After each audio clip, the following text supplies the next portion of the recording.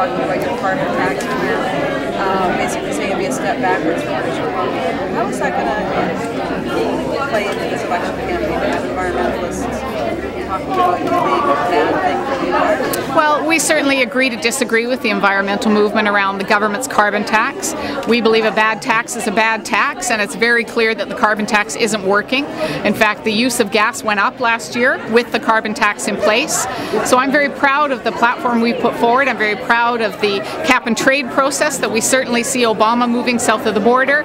We plan to connect with that. Hopefully it'll happen by the year 11-12 when we plan to move in that direction. And in fact, the flaring issue will get at emissions immediately. So I'm very proud of the work we've done. And as I said, I agree to disagree with the environmental movement. They wanted a carbon tax, and that's the area that they've moved on. I recognize that, but I think it says everything when the only jurisdiction that has a carbon tax is British Columbia.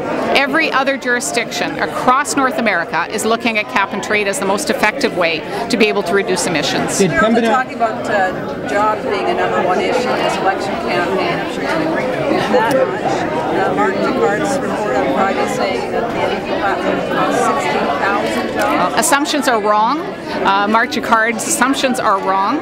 If you take a look at the platform we put forward, there are job creation in our platform.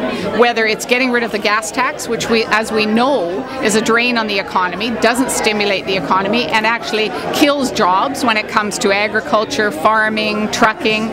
When you look at our stimulus package, it's larger than the Liberals, which again will create jobs, and we balance our budget within 4 years. And we've got targeted investments in areas that Gordon Campbell is cutting.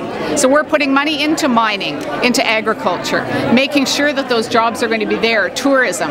So people do have a very clear choice. They have a choice for New Democrats who will put more money back in their pocket, stimulate the economy and grow jobs, or Gordon Campbell, who is cutting programs and services and increasing taxes. That's the choice they'll have.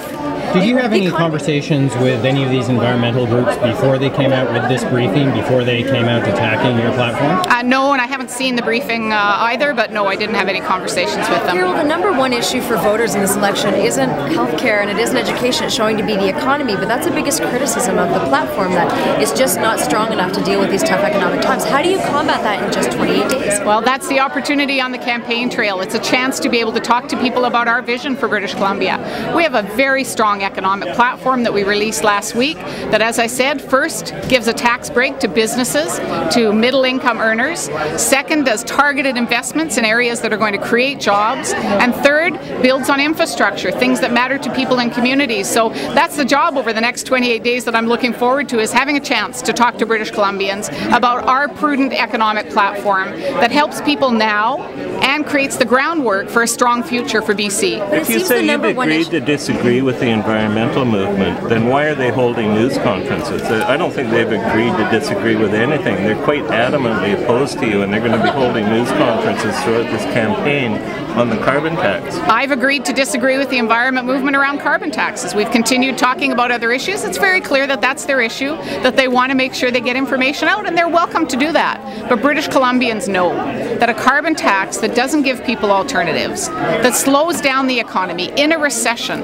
introducing a new tax.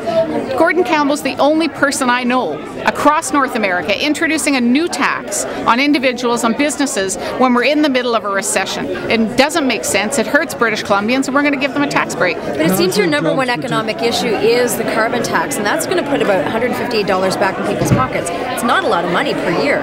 It's a lot of money. It's a lot of money when you're an individual who's having difficulty with your budget. It's a lot of money when you look at planning for the future. It's a lot of money when you're in the trucking industry, the agriculture industry, the tourism industry, and people are saying we're not coming to British Columbia because of the carbon tax.